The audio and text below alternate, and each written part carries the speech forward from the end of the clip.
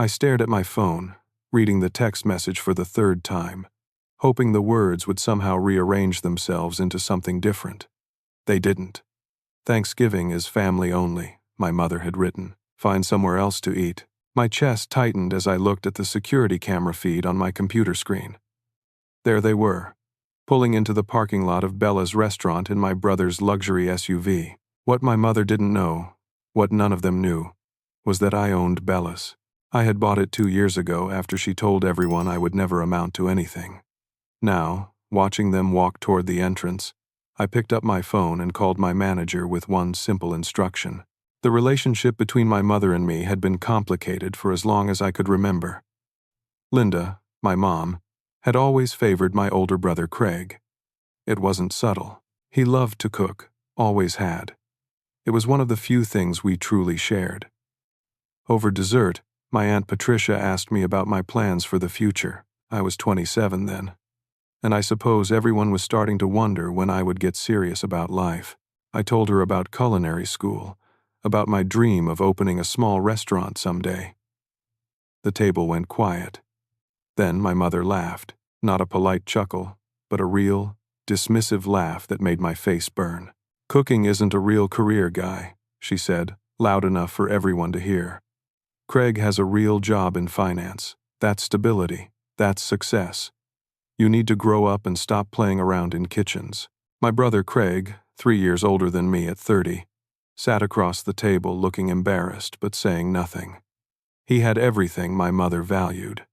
An MBA from a decent state university, a position at a financial services firm, a wife named Diane, pretty and polite, who taught elementary school. 2 children, Emma and Noah, aged 7 and 5, who my mother paraded around like trophies. I looked at my father, hoping for support, but he just stared at his plate. That was Robert's way. He avoided conflict, especially with Linda. He believed in me, I knew that much, but he never said it when it mattered. The dinner ended awkwardly. Craig tried to change the subject. My Aunt Patricia, my mother's younger sister at 58, made some comment about how everyone finds their path eventually. Her husband Frank, a quiet man of 62 who worked in insurance, nodded along without really paying attention. My cousins, Rachel and Derek, Patricia's children at 29 and 32, scrolled through their phones, glad the attention was off them. I left early that night, and something shifted between my mother and me. She started making little comments whenever we talked. "When are you going to get a real job? Why can't you be more like your brother? Your father and I worked hard to give you opportunities, and you're wasting them." Then, 3 years ago, everything changed. My father had a heart attack. It happened on a Sunday afternoon while he was in the kitchen preparing his famous pot roast. One moment he was seasoning the meat, and the next he was on the floor, clutching his chest. My mother called 911, but it was too late. Robert was 63 years old. His death nearly destroyed me. He was the only person in my family who understood me, even if he never had the courage to say it out loud. At the funeral, I felt completely alone, even surrounded by family. 2 weeks after the funeral, my father's lawyer called me. Robert had set up a separate account that my mother didn't know about. He had left me $20,000 with specific instructions. The lawyer handed me a letter, handwritten, dated 6 months before his death. "Son," the letter read, "your mother doesn't understand, but I do. You have a gift. Follow it. Make me proud. This money is for your dream, whatever that is. Love, Dad." I sat in that lawyer's office and cried like I hadn't cried at the funeral. My father had believed in me. He had seen me. But my mother found out about the inheritance. I don't know how. Maybe the lawyer mentioned it. Or maybe she went through my father's papers more carefully than I thought. She called me 3 days later, her voice sharp with accusation. "You manipulated your dying father," she said. "You convinced him to hide money from me, from his wife of 40 years. How could you be so selfish?" I tried to explain. I told her about the letter, about Dad's wishes. She didn't want to hear it. Within a week, she had told the entire family her version of events. According to Linda, I had taken advantage of a sick old man, stolen money that should have gone to her, and proved once and for all that I was the selfish, irresponsible son she had always known I was. The family sided with her. Craig called me, uncomfortable but firm. "Mom's really hurt, Guy. Maybe you should have talked to her about the money." Patricia sent a cold text message saying she was disappointed in me. Frank didn't reach out at all. Rachel and Derek unfriended me on social media. That Thanksgiving, 3 years ago, I wasn't invited to the family dinner. My mother made it clear through Craig that I wasn't welcome until I apologized and returned the money. I didn't do either. That money was my father's final gift to me, and I wasn't going to let her take it away. I spent that Thanksgiving alone in my apartment, eating takeout Chinese food and watching football. The next year was the same, and the year after that. But I didn't waste my father's gift. I took that $20,000 and combined it with a small business loan. I found a struggling Italian restaurant on the east side of town, a place called Angelo's that had been losing money for years. The owner was desperate to sell. I bought it for less than it was worth, renamed it Bella's after my paternal grandmother who had passed away when I was 12, and got to work. The first year almost broke me. I worked 18-hour days, 7 days a week. I was the chef, the manager, the dishwasher, the janitor. I learned about inventory, payroll, health inspections, and customer service. I made mistakes, lots of them, but I learned from every single one. By the second year, Bella's was starting to turn a profit. Word spread about the food. Critics came and left positive reviews. We became known for authentic Italian cuisine made with fresh, local ingredients. I hired a staff I could trust.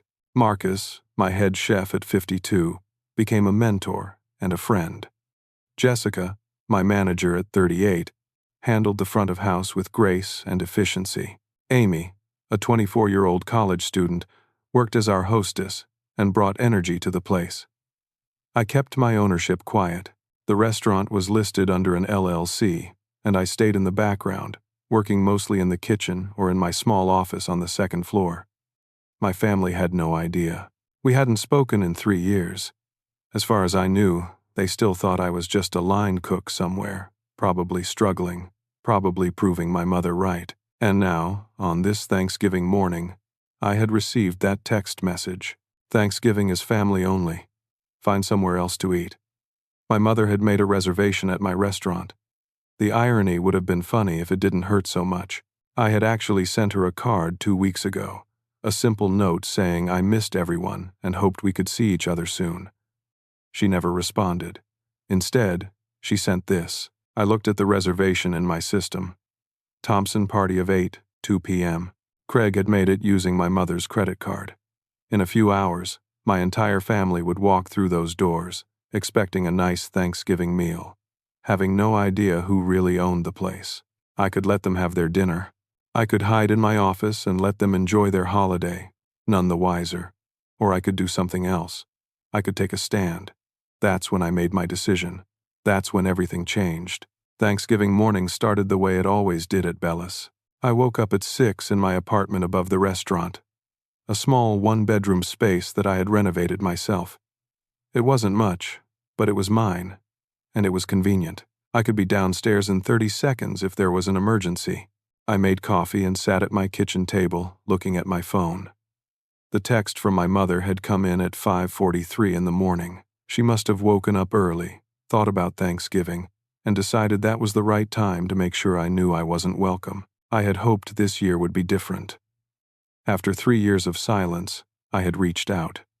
The card I sent wasn't accusatory or angry. I had simply written, "Mom, I miss you. I miss the family. I hope you're all doing well. Maybe we can talk soon. Love, Guy." 2 weeks of silence. And then this morning, the text, not just excluding me, but making sure I knew about it. "Thanksgiving is family only. We have a reservation at Bella's at 2 o'clock. Find somewhere else to eat. We don't need your drama. Your drama." As if I was the one who had cut off contact. As if I was the one who had poisoned the whole family against a grieving son. I showered and dressed, then headed downstairs to the restaurant. Marcus was already in the kitchen, prepping for the day. We were fully booked for Thanksgiving, serving a special prix-fixe menu that had sold out weeks in advance. It was going to be a busy, profitable day. "Morning, boss," Marcus called out when he saw me. He was a large man with kind eyes and hands that moved through a kitchen like a pianist's over keys.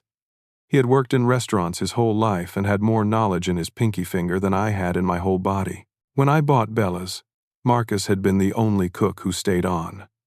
He took a chance on a young, inexperienced owner, and I would never forget that. "Morning," I replied, pouring myself a cup of coffee from the industrial pot we kept brewing all day.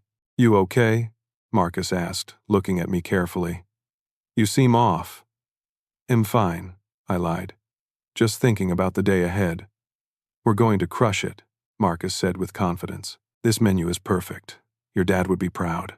I smiled, but it didn't reach my eyes. Marcus knew about my father, knew about the inheritance and the restaurant. He was one of the few people I had told the whole story to. He knew about my family situation, though I never went into too much detail. I spent the morning moving through the restaurant, checking on preparations, making sure everything was perfect. Jessica arrived at 10 and started setting up the dining room. Amy came in at 11 to prepare the host stand. By noon, we were ready. At 1:30, I went up to my office. I told myself I was just going to do some paperwork. But I knew the truth. I pulled up the security camera feeds on my computer. 4 cameras covered the parking lot, entrance, dining room, and kitchen. I focused on the parking lot camera and waited. At 1:52, a black luxury SUV pulled into the lot. I recognized it immediately as Craig's vehicle, a Cadillac Escalade that probably cost more than I made in 6 months. I watched as the doors opened. My mother stepped out first.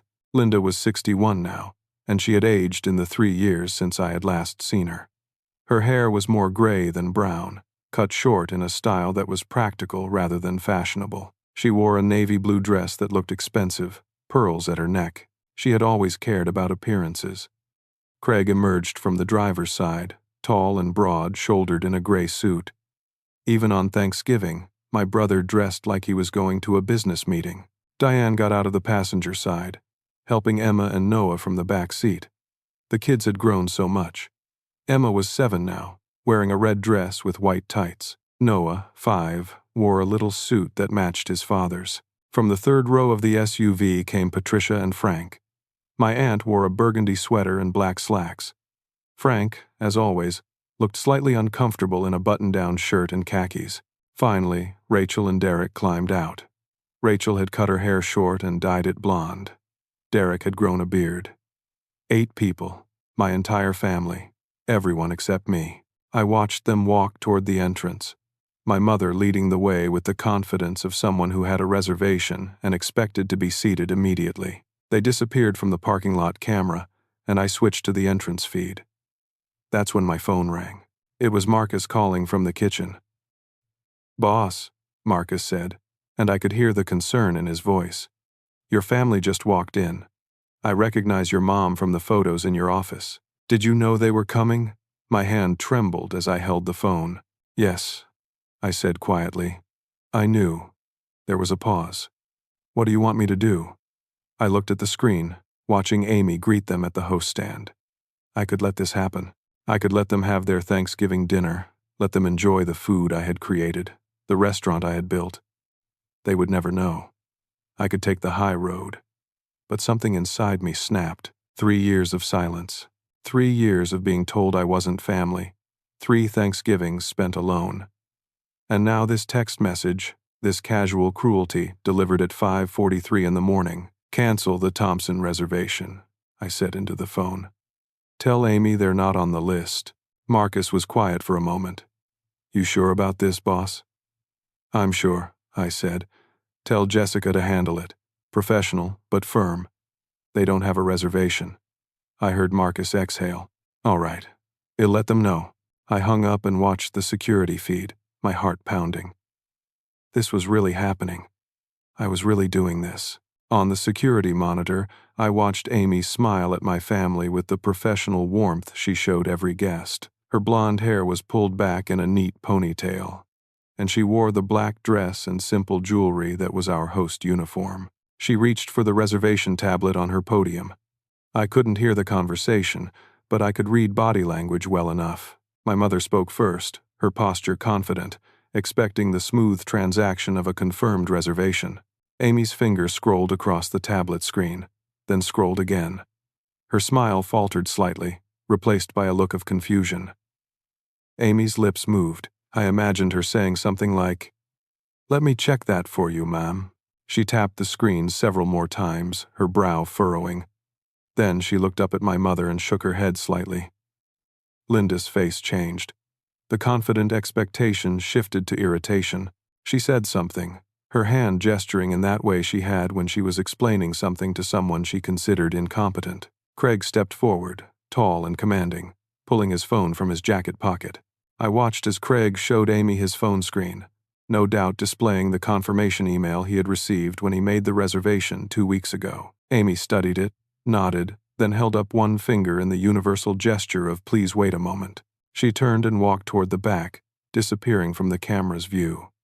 I switched to the kitchen camera and saw Amy push through the swinging doors. She spoke to Marcus, who nodded and pointed toward where Jessica was checking on table settings in the main dining room. Amy thanked him and hurried off. Back on the dining room camera, I watched Jessica approach the host stand. My manager was a consummate professional, always poised, always calm. She had worked in high-end restaurants for 20 years and could handle any situation with grace. She wore her dark hair in a sophisticated twist, and her black pantsuit was impeccable. Jessica spoke to my family, her expression neutral and polite. Craig handed her his phone. She examined the screen carefully, her face revealing nothing. Then she looked up and said something that made my mother's face flush red. Linda's voice must have risen because I could see other diners near the entrance turning to look. Jessica remained calm, gesturing with her hands in a placating manner, but Linda was clearly upset, gesturing around the dining room, which was indeed completely full. Every table was occupied with families enjoying their Thanksgiving meal. Craig put a hand on Linda's shoulder, trying to calm her down. Diane bent down to comfort Emma, who I could see was starting to cry, overwhelmed by the tension and the crowd. Noah clung to his father's leg. Patricia stepped forward, joining the conversation. Even on the silent security feed, I could tell she was escalating the situation rather than calming it.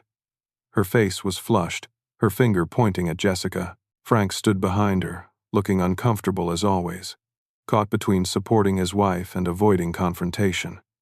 Then Derek pulled out his phone and held it up, clearly recording. Rachel looked embarrassed, taking a step back from the group as if to distance herself from what was happening. Jessica's expression remained professionally neutral, but I could see the slight tension in her shoulders. This was exactly the kind of scene that every restaurant manager dreaded, especially on a holiday when the dining room was full and other guests were watching. Linda was still talking, gesturing dramatically. The other diners were definitely watching now. An elderly couple at the nearest table looked sympathetic. A middle-aged family at another table seemed annoyed by the disruption. A young couple near the window had stopped eating entirely, fascinated by the drama. I sat in my office, watching this unfold, and felt something crack inside me. This was my restaurant. These were my guests. They were disturbing. This was the business I had built from nothing, the dream my father had believed in, the success my mother had said I would never achieve, and they were standing in my dining room, causing a scene, demanding to be seated, completely oblivious to the fact that they were in my home. I stood up from my desk. My legs felt shaky, but my resolve was solid. I had made the decision to cancel their reservation from the safety of my office, hidden behind security cameras and phone calls. But that wasn't enough. Not anymore. I walked out of my office and down the stairs. My chef's coat, white with Bella's embroidered in navy blue on the chest, felt like armor. I pushed through the kitchen doors where Marcus looked up, surprised to see me heading toward the dining room. "Don't," Marcus said quietly, but there was no real force behind it. He knew me well enough to know that once I made a decision, I followed through. I walked through the kitchen, past the prep stations and the stoves where my staff was working through the Thanksgiving rush. I pushed open the swinging doors that led to the dining room. The restaurant went from the ambient noise of conversation and clinking silverware to something quieter as I walked across the floor. People noticed me. Notice the purposeful way I moved toward the commotion at the host stand. Jessica saw me first. Her eyes widened slightly, a silent question. I gave her a small nod. She stepped back, giving me space. My family was so focused on their argument that they didn't notice me at first.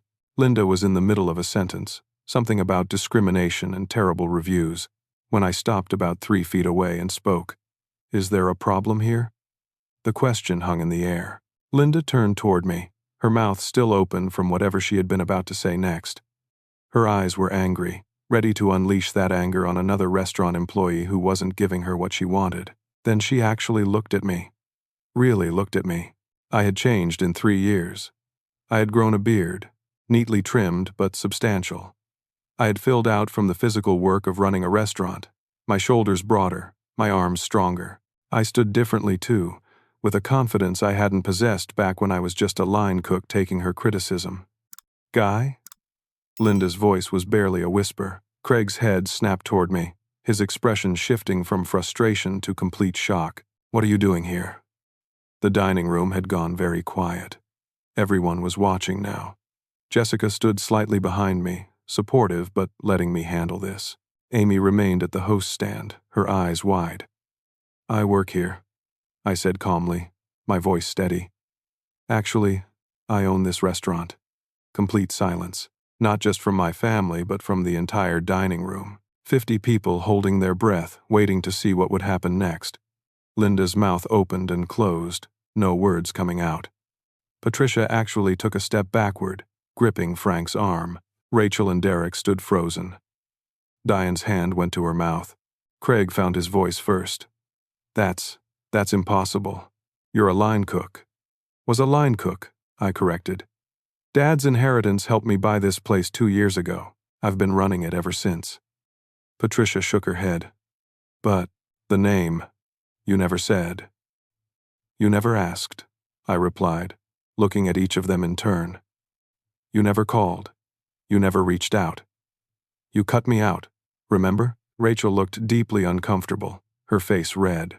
Derek slowly lowered his phone, the recording forgotten. Craig tried to recover, his businessman's instinct kicking in. Guy, look, if we'd known, this is just a misunderstanding. We can talk about this. A misunderstanding? I kept my voice level, but I could feel the emotion rising. I sent Mom a card 2 weeks ago. A kind card. I said I missed everyone. I said I hoped we could talk. I looked directly at Linda. You never responded. Instead, this morning at 5:43, you sent me a text message. Would you like me to read it to everyone? Linda's face went pale. I pulled out my phone and read aloud. Thanksgiving is family only. We have a reservation at Bellis at 2 o'clock. Find somewhere else to eat. We don't need your drama. The words echoed in the quiet restaurant. I saw several diners react, their expressions shifting from curiosity to understanding, from neutral observation to sympathy. You told me to find somewhere else to eat, I continued. So I'm giving you what you asked for, somewhere else. The moment stretched out, fragile and sharp. My mother stood 3 feet away from me, close enough that I could see the way her hands trembled, close enough to see the shock in her eyes give way to something else, something I couldn't quite read. Then her face hardened. The vulnerability disappeared behind a wall of anger. So this is revenge? Linda's voice rose, loud enough that even the diners in the back of the restaurant could hear. You canceled our reservation because of some petty grudge? How dare you, after everything we've done for you? The words hit me like physical blows, each one designed to wound. But I had 3 years to build scar tissue. I stayed calm, my voice quiet but clear. Everything you've done for me, I repeated. You told me I would never amount to anything. You said cooking wasn't a real career. You turned the entire family against me when Dad left me money to follow my dream. You uninvited me from Thanksgiving 3 years running, and this morning, you texted me that Thanksgiving is family only and told me to find somewhere else to eat. I paused, looking around at the rest of my family. Craig couldn't meet my eyes. Patricia looked away. Rachel and Derek stood motionless, trapped between their loyalty to their parents and the undeniable truth of my words. So, in giving you what you wanted, I finished. somewhere else. Linda's face went from red to almost purple. Her whole body shook with rage. "How dare you speak to me that way? I'm your mother." "Then act like it," I said simply. That's when she slapped me. The crack of her palm against my cheek echoed in the silent restaurant like a gunshot. My head snapped to the side from the force. I tasted blood where I had bitten the inside of my cheek. For a moment, no one moved. No one breathed. The entire restaurant was frozen. I slowly turned my head back to face my mother, my cheek burning. I didn't raise my hand to touch it. I didn't step back. I just looked at her. Linda's eyes were wild, her chest heaving. She seemed shocked by what she had just done, but also defiant, as if daring me to retaliate. "Mom," Jessica's voice cut through the silence, firm and professional. "I'm going to have to ask you to leave." Before Linda could respond, something unexpected happened. An elderly couple from the nearest table stood up. I recognized them immediately. Harold and Margaret Henderson, both in their late 70s, had been coming to Bella's every week since I opened. They were retired teachers who loved Italian food and always left generous tips for the servers. Harold Henderson, a thin man with white hair and kind eyes, spoke in a voice that carried despite his age. "We've watched this young man build this place from nothing. He's the most respectful, hard-working person we know. He learns our names, remembers our anniversaries, asks about our grandchildren." Margaret, small and silver-haired with fierce eyes, added her voice. "You should be ashamed of yourself, treating your own son this way." A murmur of agreement rippled through the dining room.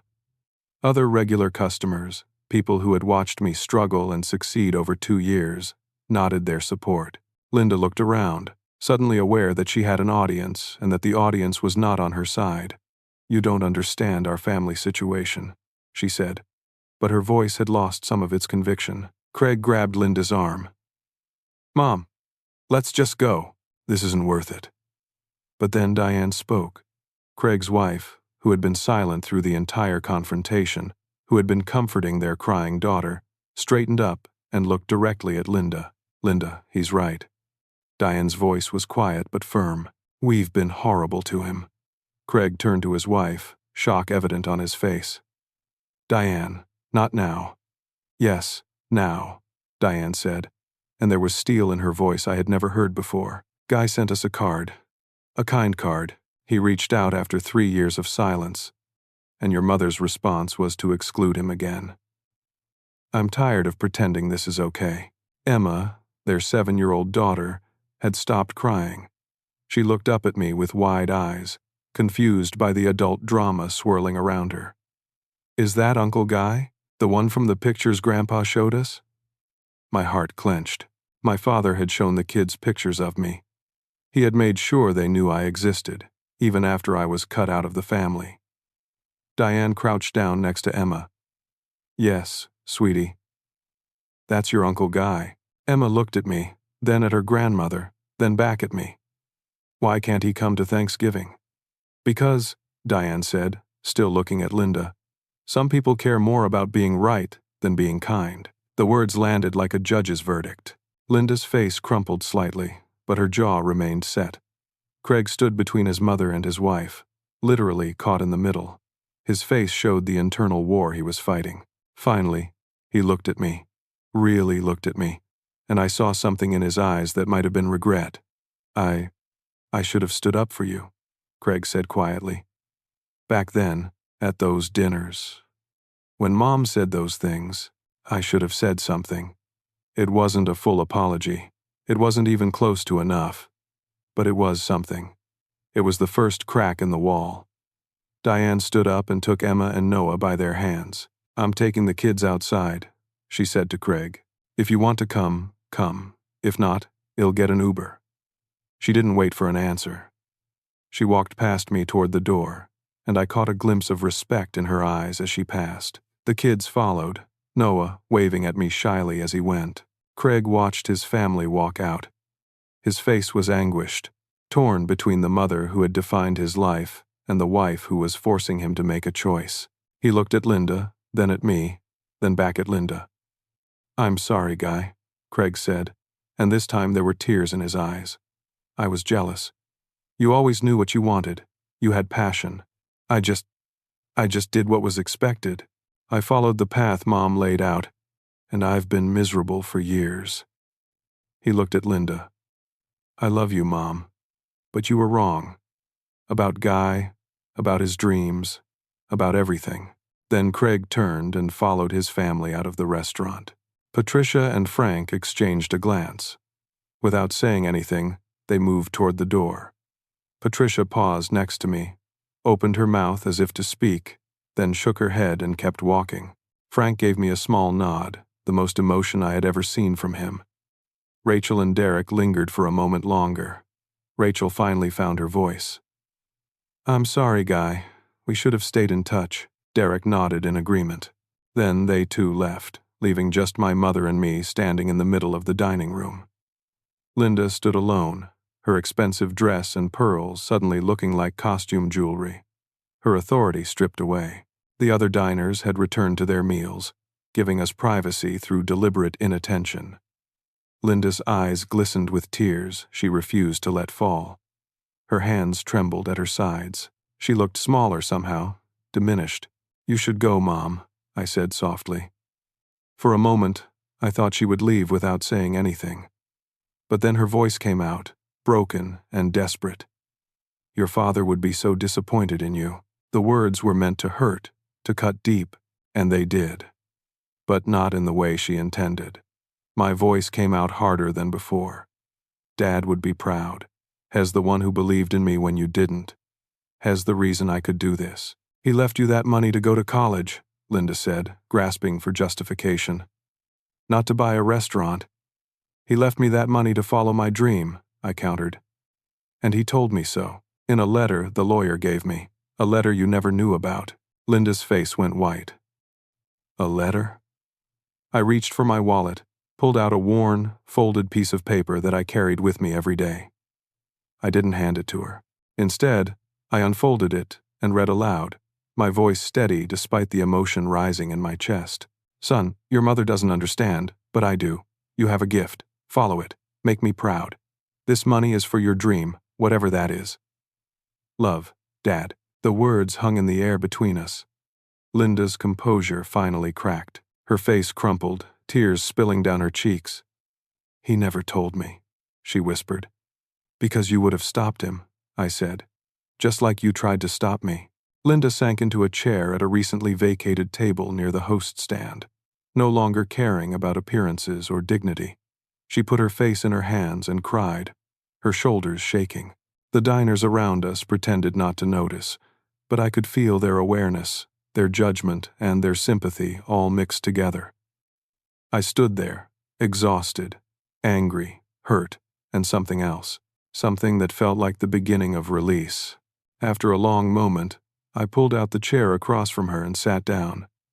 We sat in silence for what felt like hours, but was probably only a minute. Around us, the restaurant continued its Thanksgiving service. Servers moved between tables, delivering food and refilling wine glasses. In the kitchen, I knew Marcus and the rest of the staff were working through the rush, probably wondering what was happening out here. Linda kept her face in her hands, her tears slowing but not stopping. I watched her cry and felt a complicated tangle of emotions. Anger, yes. Hurt, absolutely. But also something softer, something I had been trying to bury for 3 years. Finally, Linda looked up. Her makeup was ruined, black mascara streaking down her cheeks. Her eyes were red and puffy. She looked older than I had ever seen her, fragile in a way that scared me. I was so frightened, she said, her voice barely audible. Of what? I asked. Linda took a shaky breath. That I'd lose both of you. Your father died doing what he loved. He was in the kitchen, making his Sunday pot roast. Always cooking. Always in that kitchen. And then he just fell. One moment he was seasoning the meat, humming to himself, and the next he was on the floor, clutching his chest. She wiped at her eyes with trembling hands. When you said you wanted to cook, all I could see was him. Falling. Dying. I thought if I pushed you toward something safer, something like Craig's path, something behind a desk, you'd live longer. You'd be safe. I sat very still, trying to process what she was saying. This was the most vulnerable my mother had been with me since I was a child, maybe ever. "So you tried to protect me by destroying my dreams?" I asked, and there was no anger in the question, only genuine confusion. Linda nodded miserably. "I know how it sounds. I know how wrong it was. But I was so scared, Guy. I couldn't lose you too, and when you kept insisting on cooking, all I could think was that you were choosing the thing that killed your father." She looked directly at me, her eyes pleading for understanding. "I thought I was saving your life. Instead, I just pushed you away. I was cruel. I said terrible things. I convinced myself that if you hated cooking, if you hated me, you'd choose something else, something safe. The other family," I said quietly. "Aunt Patricia, Craig, everyone. You turned them against me, too." Linda's face crumpled again. "I told them my version first. I made you the villain because it was easier than admitting I was terrified. When your father left you that money, when I found out about it, I felt so betrayed. Not by you, by him. He had gone behind my back because he knew I'd try to stop him from enabling what I saw as a death sentence for you." She wiped at her face again. "I took that hurt and that fear and I turned it into anger. At you. I convinced myself you had manipulated him, that you were selfish, because believing that was easier than facing my own fear." Around us, the restaurant continued its gentle hum. The Hendersons caught my eye from their table and gave me encouraging nods. Other regulars watched discreetly, invested in this drama playing out in their favorite restaurant. I wanted to stay angry. Part of me wanted to hold on to the hurt, to use it as armor. But sitting across from my mother, seeing her genuinely broken and afraid, I felt that armor starting to crack. "I understand you were scared," I said slowly. "But Mom, you can't protect people by tearing them down. You can't love people by pushing them away. You made me feel worthless. You told me I'd never succeed. You took away my family when I needed them most." "I know," Linda whispered. "I know, and I'm so sorry. I've been so wrong about everything. Dad believed in me," I continued, and my voice caught. "He saw what I could be. And when he died, I lost the only person in the family who understood me. And then you took even his final gift and turned it into something ugly." Linda reached across the table, her hand trembling. "Can you forgive me?"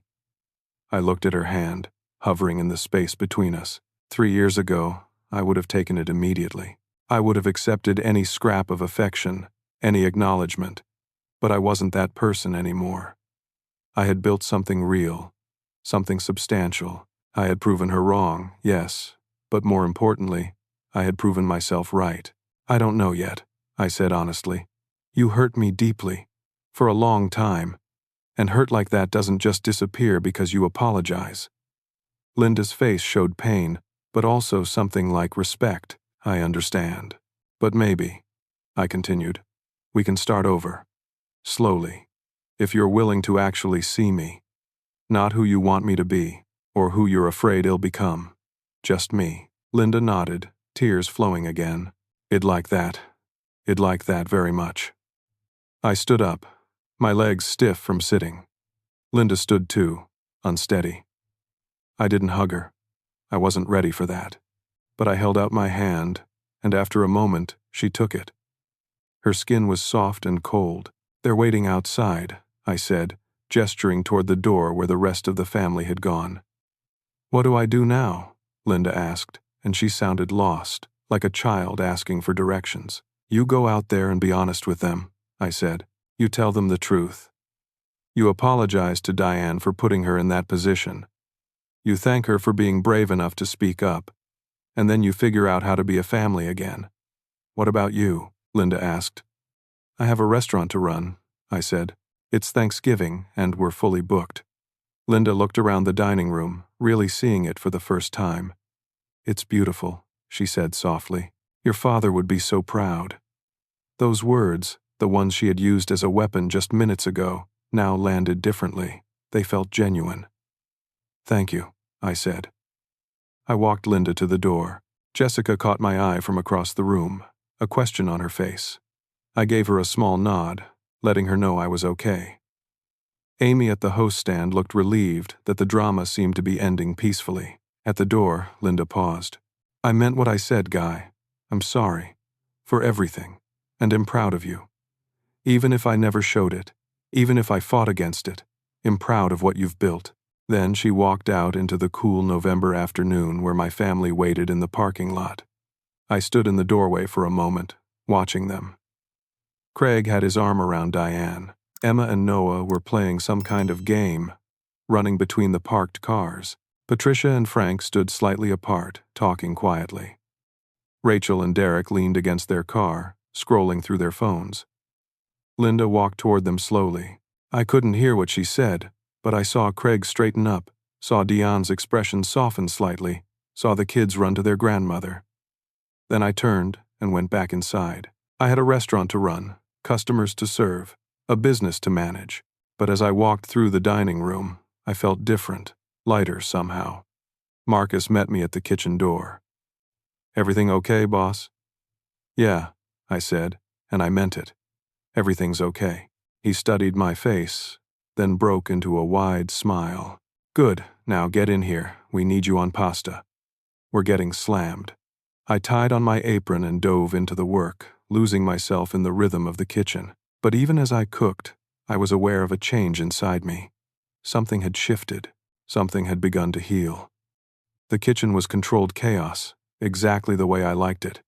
3-line cooks worked their stations, calling out orders and confirmations. Marcus orchestrated from the main stove, his voice calm but commanding. I took over the pasta station, falling into the familiar rhythm of boiling water and perfectly timed sauces. Guy, we need 2 carbonara and 1 cacio e pepe for table 12, called out Sarah, one of our best servers. On it, I replied, already reaching for the pasta.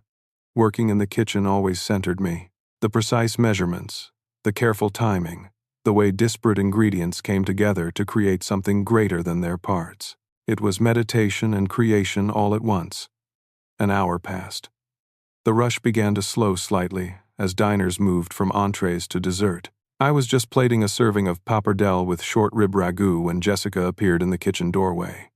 Guy, she said, and something in her tone made me look up. Your family is still in the parking lot. I set down the plate, wiped my hands on my apron. What are they doing?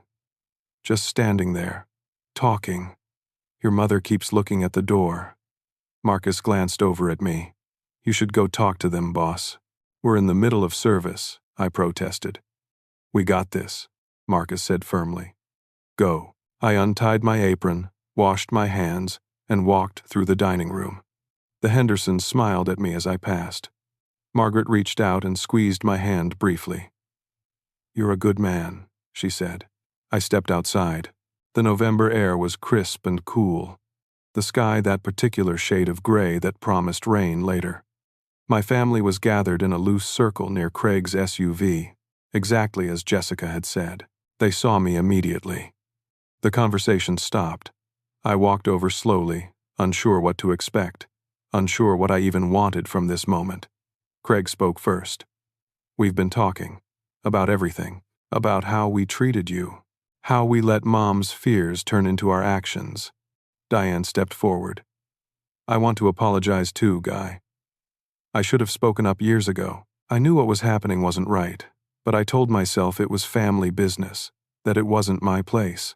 That was cowardly of me. Patricia cleared her throat. I judged you without hearing your side. I let my loyalty to my sister blind me to the truth. I'm sorry. Frank, always a man of few words, simply nodded at me. But the nod carried weight. Rachel and Derek approached together. We were jerks, Rachel said bluntly. We just went along with whatever the adults said without thinking for ourselves. That was wrong. Derek added, We'd like to stay in touch, if you're willing. I looked at each of them, seeing genuine remorse on their faces. These apologies weren't perfect, and words alone couldn't undo 3 years of hurt.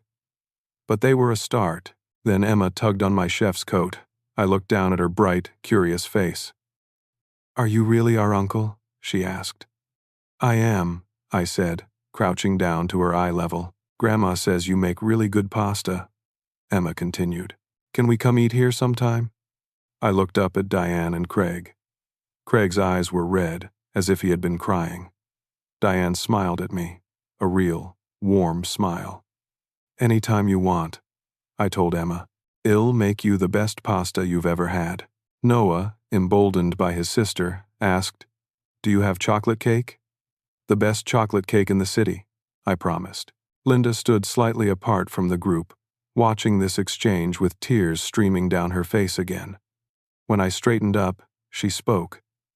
I told them everything. About your father, about my fears, about how I used those fears as an excuse for cruelty. I told them about the letter, about how your father believed in you when I wouldn't. She took a shaky breath.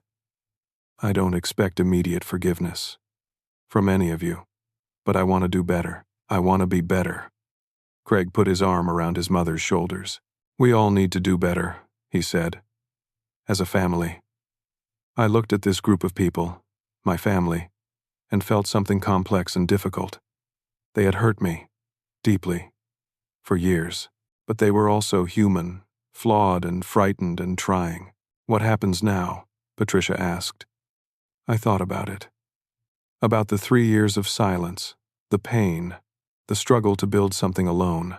About my father's letter in my wallet, his belief in me. About the restaurant behind me, the dream I had made real. Now, I said slowly, we figure out how to be a family again. Not the family we were. That's gone. But maybe something new, something honest. Linda looked at me with hope mixed with fear. How do we do that? One day at a time, I said. One conversation at a time. And with honesty. No more pretending. No more hiding behind fear or pride or old hurts. Craig nodded. It like that. Me too, Diane agreed. The others murmured their assent. There was a moment of awkward silence, none of us quite sure what came next. Then Marcus appeared in the doorway behind me. Boss, he called out. We have a situation you should know about. I turned. What's wrong? Nothing's wrong, Marcus said with a slight smile. My family just arrived for our 4 o'clock reservation. Big table in the back, like always. But it's really big this year. 15 people. My mother invited everyone, even my cousin's kids. He looked at my family, then back at me. I was thinking, we got plenty of food. That table seats 20 if we squeeze. If your folks want to stay, want to join us for a real family Thanksgiving in the kitchen area, they're welcome. I stared at Marcus, stunned by the generosity of the offer. My family looked equally surprised. Marcus shrugged. That's what Thanksgiving is supposed to be about, right? Sharing what you have, and we got plenty. I looked at my family. This wasn't the fancy dining room experience they had expected. It wouldn't be formal or elegant. It would be crowded and loud and probably chaotic. But it would be real. What do you think? I asked them. Linda spoke first, her voice thick with emotion. We'd be honored, if you'll have us. Craig, Diane, and the kids nodded enthusiastically.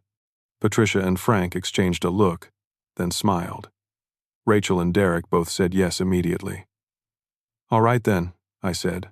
Come on in, but fair warning, in the kitchen area, everyone pitches in. You'll be sitting with Marcus' family. His mother grills better than anyone I know, and his cousin tells terrible jokes. Sounds perfect, Craig said. And he meant it. We all walked back toward the restaurant together. Not quite comfortable with each other yet, but moving in the same direction. That was enough for now. The back area of Bellis wasn't designed for elegance.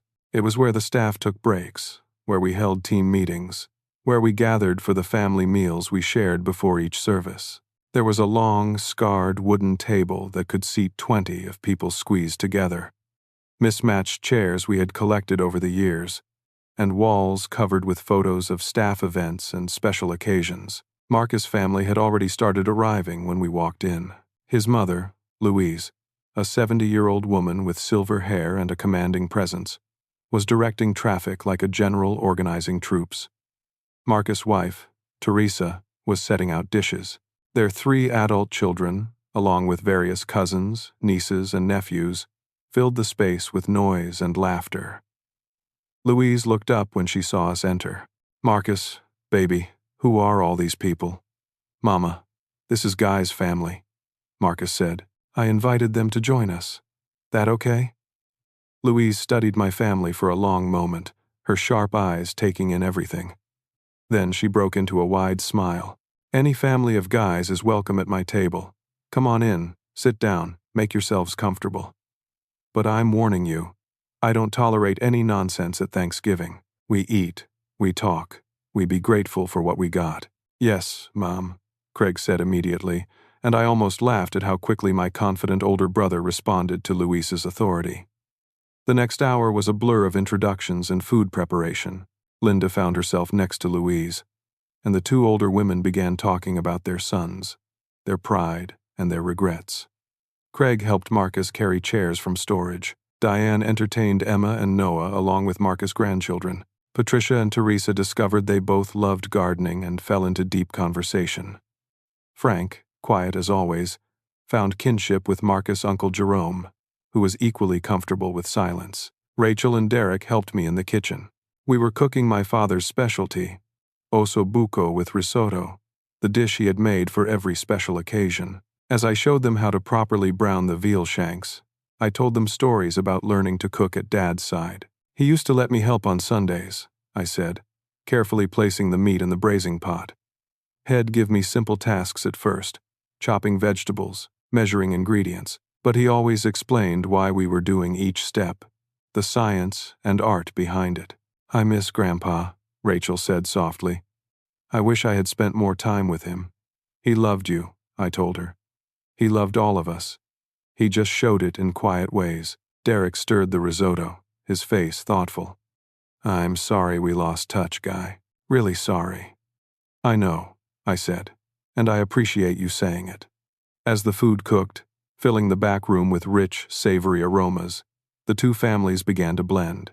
Marcus' cousin told his terrible jokes, making Emma and Noah giggle.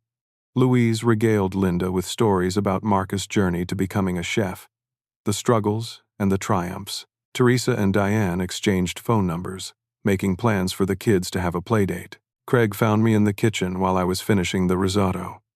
He stood in the doorway, watching me work. "You look happy," he said after a moment. "I am," I replied, stirring in the last of the butter and parmesan. "Am not," Craig admitted. "I make good money. I have a nice house, a beautiful family. But I hate my job. I hate going to the office. I feel like I'm dying a little bit every day." I looked at my brother, really looked at him, and saw the exhaustion in his eyes, the weight of expectations he had carried his whole life. "So change it," I said simply. "It's not that easy," Craig protested. "I have responsibilities, a mortgage, college funds. Dad worked in accounting for 30 years, I said. He hated every day of it, but he never had the courage to change. He told me that once, in one of our Sunday cooking sessions. He said his biggest regret was not pursuing what he loved when he was young enough to take the risk. I turned off the heat under the risotto. "Don't make the same mistake, Craig. Life's too short. Emma and Noah won't care if you have a smaller house. They'll care if their dad is happy." Craig's eyes filled with tears. "When did you get so wise?" "I had a good teacher," I said, thinking of our father. Craig pulled me into a hug, sudden and fierce. "I've missed you, little brother." "Missed you too," I said, hugging him back. When the food was ready, we carried it out to the long table where 20 people squeezed together, chairs bumping and elbows touching. It was cramped and loud and perfect. Before we ate, Louise insisted we go around the table and say what we were grateful for. It was a tradition in her family, and now it became a tradition for all of us gathered there. Marcus went first, grateful for his family, his health, and the job he loved. Teresa was grateful for her children and her mother-in-law.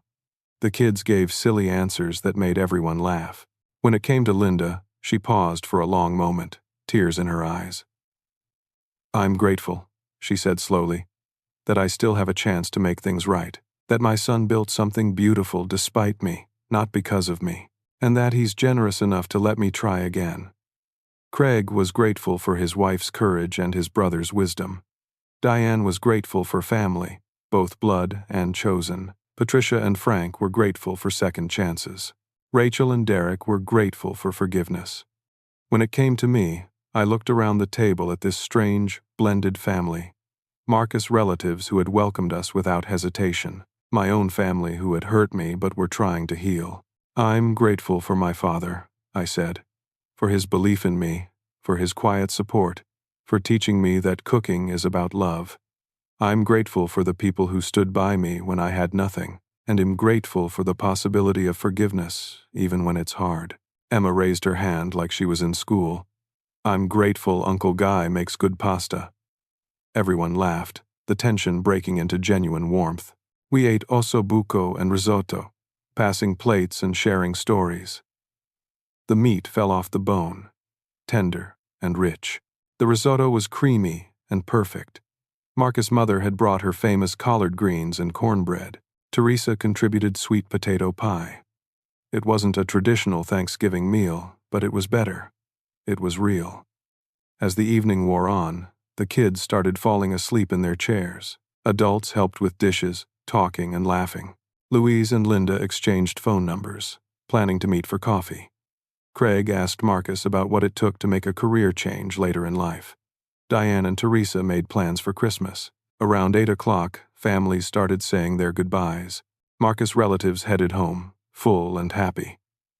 My family lingered a bit longer. Linda approached me as I was stacking chairs. "Thank you," she said simply, "for today, for giving us this chance." "Thank you for being honest," I replied. Finally, she hugged me, tentative at first, then tighter. I felt her tears on my shoulder. When we pulled apart, she looked at me seriously. "I want to do this right, Guy. I want to really know you. Not the son I tried to make you, but the person you are." "I'd like that," I said. Craig and his family said goodbye next. Emma and Noah hugged me, making me promise to teach them how to cook. Diane thanked me for including them. Craig shook my hand, then pulled me in for another hug. "I'm going to make some changes," he told me quietly. "I'm going to figure out how to be happy like you are." "Good," I said. "Life's too short for anything else." Patricia, Frank, Rachel, and Derek left with more apologies and promises to stay in touch. I believed them this time. Finally, it was just Marcus and me, cleaning up the last of the dishes. "That was something, boss," Marcus said, grinning at me. "Yeah," I agreed. "It really was. Your dad would be proud," Marcus continued. "Not just of the restaurant, of what you did today. You could have stayed angry. You chose forgiveness instead." I thought about that, about the choice I had made, the risk I had taken in revealing myself, in letting them in. "Dad taught me that cooking is about bringing people together," I said. "Guess I finally learned the lesson." Marcus clapped me on the shoulder. "You learned it real good." Later that night, after everyone had gone, I stood alone in the empty restaurant. The dining room was dark except for the streetlights filtering through the windows. I walked between the tables, straightening chairs, my footsteps echoing on the hardwood floor. I thought about my father, about the letter I carried in my wallet, about his belief that I had a gift worth pursuing. I thought about the 3 years of struggle and loneliness, of building something from nothing. I thought about my mother's fear and how it had manifested as cruelty. I thought about the risk of forgiveness, the possibility of healing. Family, I realized, wasn't just blood. It was respect. It was showing up. It was believing in each other. For years, I had been excluded from the family table. Tonight, I learned that sometimes you have to build your own table and then decide who you invite to sit at it. My father had taught me that real strength wasn't proving people wrong. It was proving yourself right. And sometimes, the greatest gift you can give someone who hurt you isn't revenge. It's the opportunity to be better. I pulled out my phone and looked at the last text my mother had sent me that morning. "Thanksgiving is family only. Find somewhere else to eat. We don't need your drama." I could have deleted it. But instead, I saved it. Not as a reminder of hurt, but as a marker of where we had been and how far we had come in just one day. Tomorrow, we would start fresh. Slowly. One conversation at a time. One meal at a time. Building trust like building a restaurant. Brick by brick, ingredient by ingredient. I turned off the lights and headed upstairs to my apartment. As I climbed the steps, I felt something I hadn't felt in 3 years. I felt like I was part of a family again. Not the family I had lost, but something new, something honest, something earned, and that was enough. Before I share my closing thoughts with you, I want to ask you something. Have you ever had to choose between holding on to anger and taking a risk on forgiveness? Has someone in your life hurt you so deeply that you had to decide whether giving them another chance was worth it? I'd love to hear your stories in the comments below. If this story moved you, if it made you think about your own family relationships, or if you just enjoyed hearing about how things can get better even when they seem impossible, please hit that like button and subscribe to the channel. Share this story with someone who might need to hear it, someone who's struggling with family conflict, or who needs a reminder that healing is possible. Thank you for listening to my story. I hope your Thanksgiving, whenever you celebrate it, is filled with the people who truly matter, the ones who show up for you and believe in you. And I hope you have the courage to build your own table and choose who sits at it. Until next time, take care of yourselves and each other.